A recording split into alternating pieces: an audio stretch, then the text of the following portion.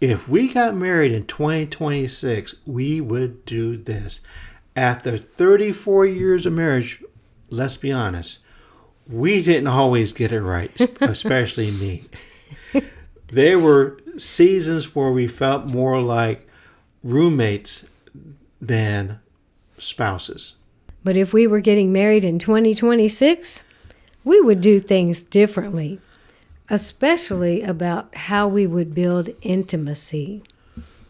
Not romance, not chemistry, actual connection. So if you're wondering what it really takes to make love last decades, this might surprise you. Let's dive in.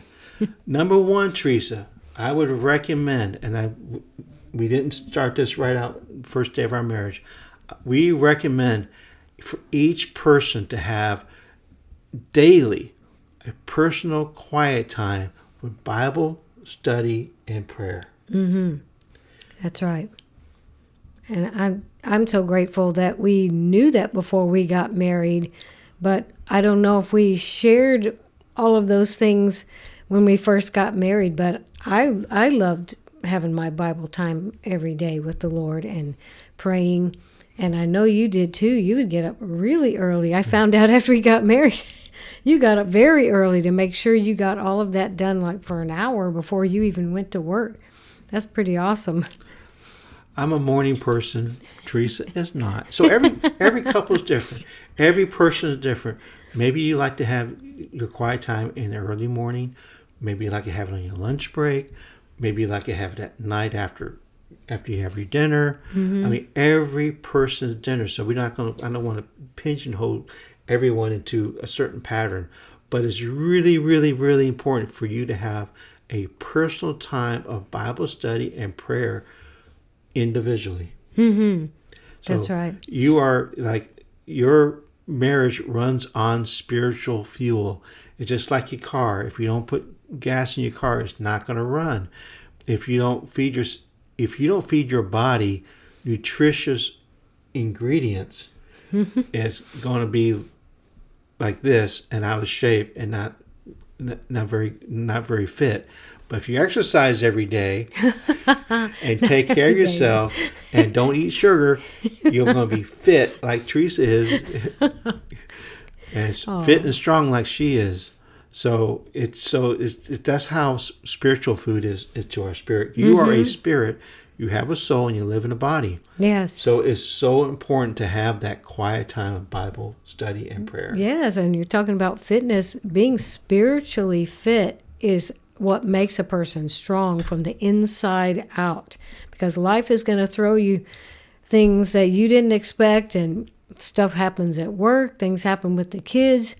You might have disagreements in your marriage. You've got to be spiritually strong if you are going to get through these things together, and your marriage gets stronger as a result. So each of us needs to be spiritually fit. Right. So important. Number 2, you gotta have a set time every day to connect. Now, like I said, every couple is different. Maybe you both work. Maybe one gets up really early in the morning. Maybe one works at night. I mean, everybody's different. But you gotta have that set time every day to connect. We know a couple that his job allowed him to leave midday, and he would go back home and have coffee with his wife, and that was their connect time. Sweet. So it's a set time today where you connect on a deeper level. You got to connect emotionally and spiritually every day. You got to share so good. From within.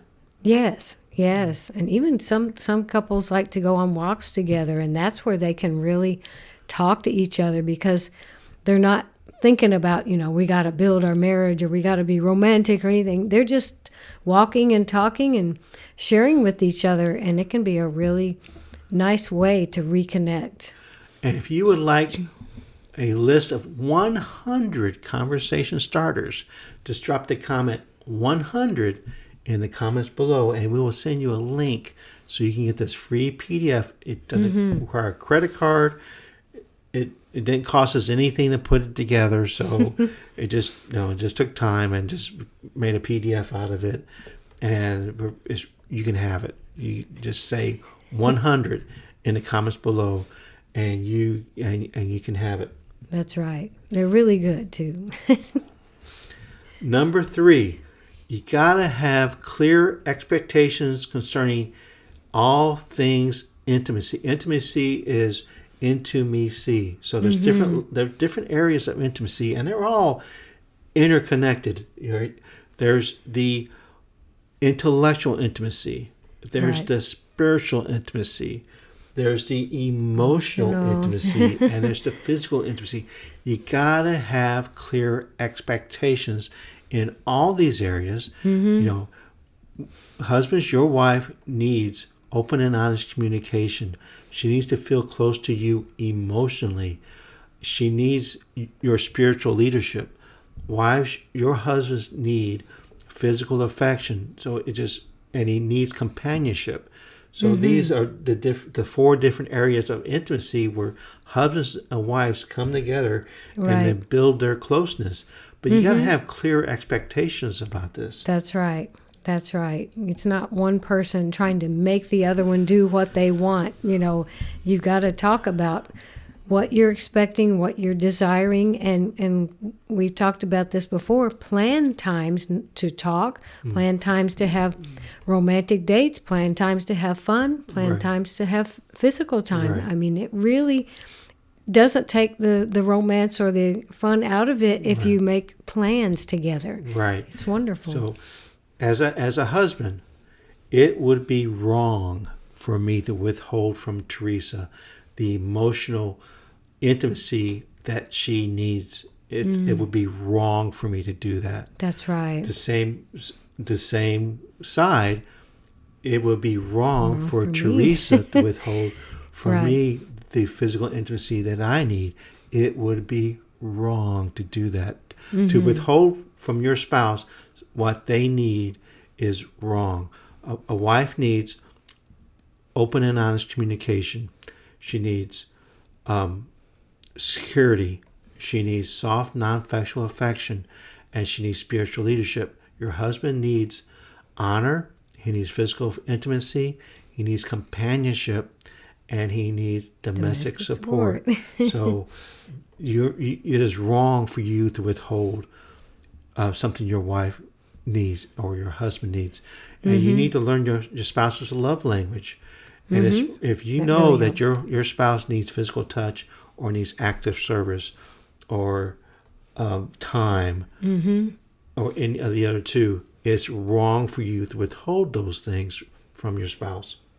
That's right. That's why we need to know our spouse well, and they need to know us well, so we can learn these things about each other. And if you're not sure, read about it. There are books to help you about the love languages. There are things you can look up online, things to listen to. Just Google it. The And 5 love languages. You'll be saying, "Oh yeah, that does sound like my husband," or "That sounds like my wife." When you find this out, it's just getting more information about these things. But I love when Jeff gives those 4 areas of the 4 greatest needs for the husband and for the wife, because they're not the same line by line, 1, 2, 3, 4. And I think God made us that way to complement each other. And also you have to put the needs of your spouse ahead of your own, because they're not the same. They're not the same. 1, 2, 3, 4. That's so amazing. Like we've said, you have to die to yourself and love your spouse unconditionally to do this. And that's the way marriage is. It does take work on our own part, but it's so worth it. Your relationship will be so rich and so good. God has a wonderful plan for your marriage, and He desires to bless you and enrich your marriage. He really does. And if you would like to check out this playlist on building emotional and physical intimacy, check out this playlist here, and we'll see you over there.